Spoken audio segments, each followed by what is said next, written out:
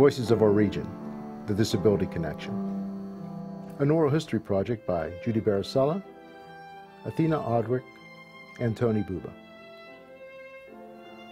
Helen Keller wrote, "The world is moved not only by the mighty shoves of the heroes, but also by the aggregate of the tiny pushes of each honest worker. Historians, for the most part, only record the voices of those they consider the heroes, the ones who give the mighty shoves, and ignore the voices of those who make the tiny pushes. Voices of Our Region allows the voices of those who go out every day and move the world with thousands of tiny pushes to be heard. We wish we could hear all of those voices that will not get in the history books, but those voices that have moved the world to a better place. The voices you hear in Voices of Our Region reflect what George Bernard Shaw once said. Life is no brief candle to me. It is sort of a splendid torch, which I've got a hold of for the moment, and I want to make it burn as brightly as possible before handing it on to future generations."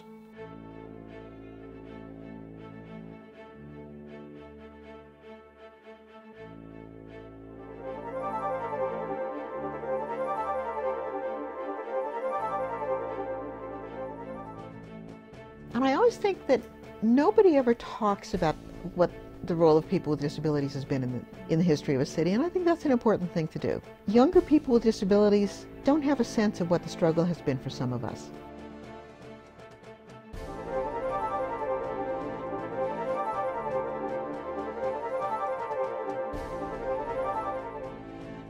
Ruth Brenier was a real dynamo in terms of dealing with the needs of disability. Her and her husband, I mean, they fought tooth and nail, and I mean, they were hard-nosed. I mean, there was no compromising on their part. You can't escape talking about the disability community in Western Pennsylvania, if not in Pennsylvania, because they were the ones who got the legislation through.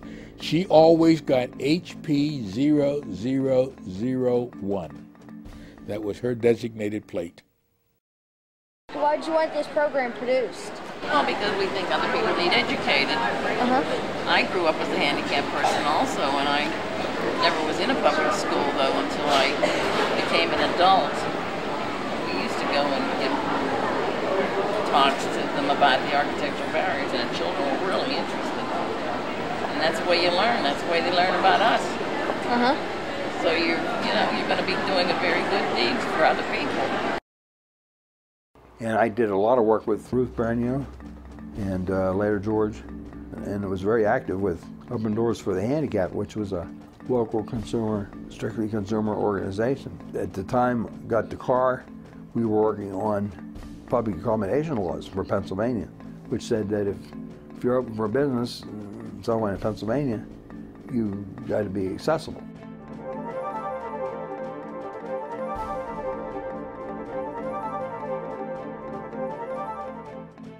I got very involved in the civil rights movement right away, and that was a major, I mean, that really shaped my adult worldview. And also, I learned a lot about how to accomplish social change and just community change goals. I learned that people could appear to be really different, but they weren't. You know, they had the same aspirations and issues and concerns that my family did.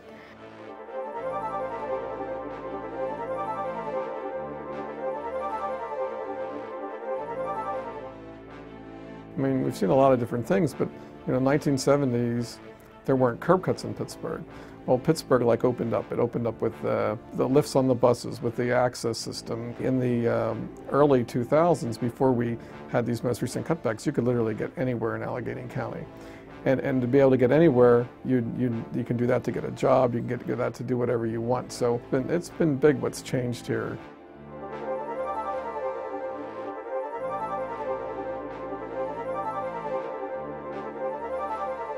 No one ever thought I was going to be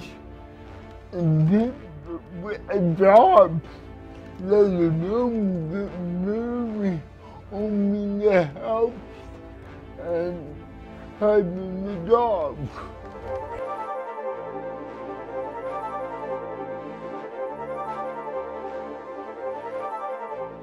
Things that were difficult for him before, I can do, and things that I can't do, he can do.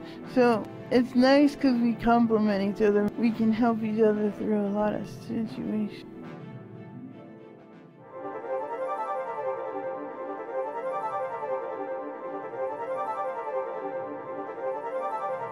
I am truly a believer in that I am not my mental illness, and I'm just me.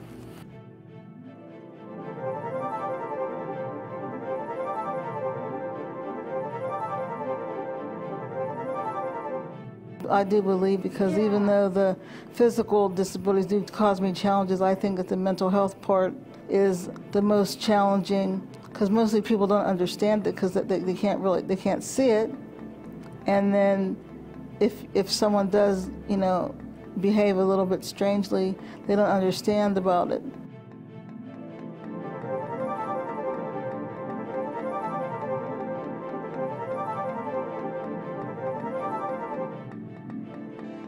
And I do believe without a doubt that 20 years from now, that people with mental illnesses will be working in fields and being highly productive in their jobs and how they think on their job, just from the fact that they are now more accepted and that they believe in themselves.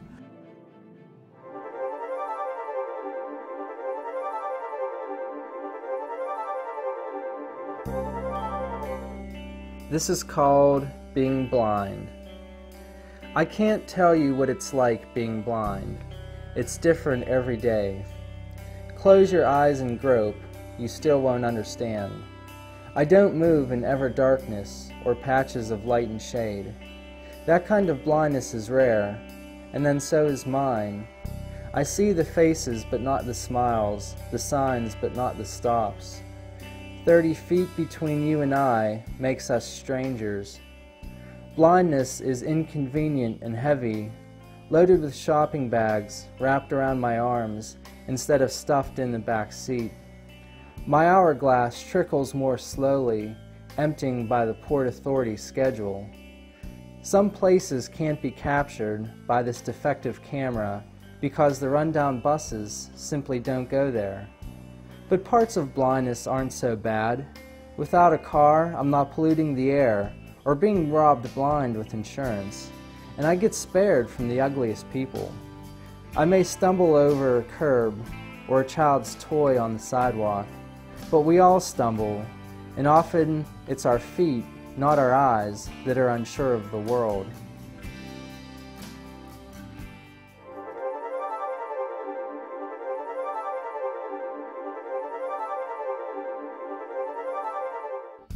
My greatest success in life has nothing to do with disability.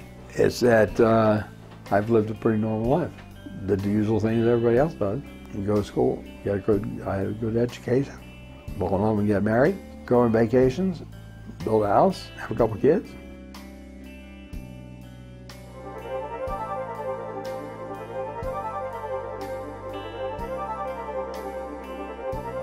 To have a disability is not a death sentence. It's important to have a diagnosis if there's a problem, I feel, because it gives you a definition of what it is you're working with, and then you can take your information and go from there. You can say, all right, this is what we're dealing with. How can we help this child, this person, to expand on their gifts?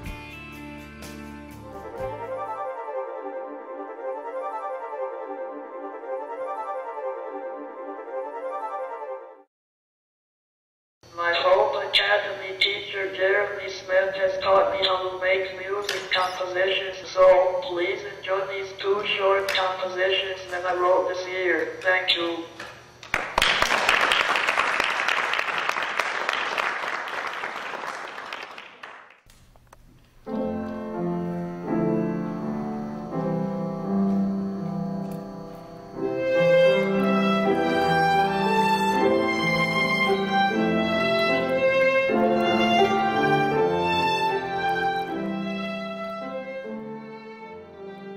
So what I keep being impressed with is how much progress we've made, how different and how much better the world is now.